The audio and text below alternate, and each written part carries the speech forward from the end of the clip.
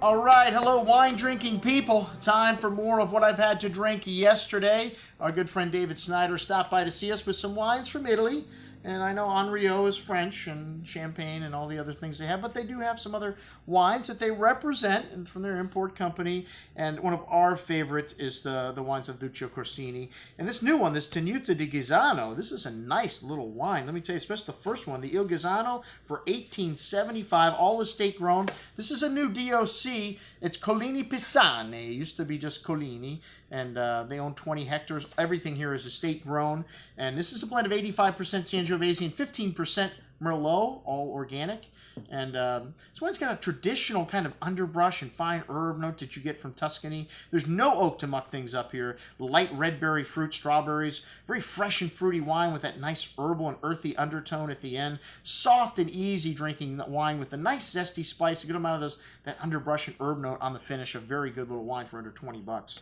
All right, next up, the Principe Corsini, Le Corte Chianti Classico, 2008.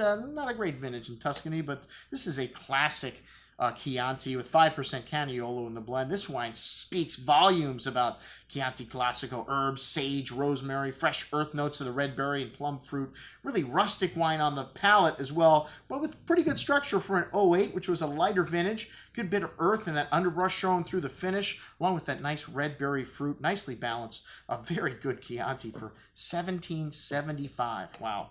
And then the Don Tommaso '07, which is a very good vintage, very forward, very seductive. This wine's 85-15 Sangiovese Merlot, and this is an iconic wine from the estate, named after the Duce's father. And this wine does see some barrique.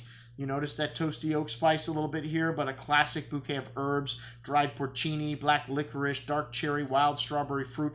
Really nice complexity here. Some graphite notes coming out on the second day. Really nice intensity on the palate as well, with fresh red berry fruit, dried herbs, porcini, big and chewy, but lovely freshness, lovely balance in this wine, and a lot of that nuance from the nose showing through the finish, long and structured. Excellent juice at 37.50. Then the Tenuta di Ghizzano, the Verona Rosso, and the Tenuta di Ghizzano Namrat. And this is, well, '08 and '06. And the '08, definitely a little more forward and seductive. The Veneroso is a blend of 70-30 Sangiovese and Cabernet, made for the first time in '85. And the name is a take on the family's namesake. A good amount of fresh plowed black earth, dark licorice spice, truffle. Really nice complexity on the nose here. This wine sees 16 months in larger oak.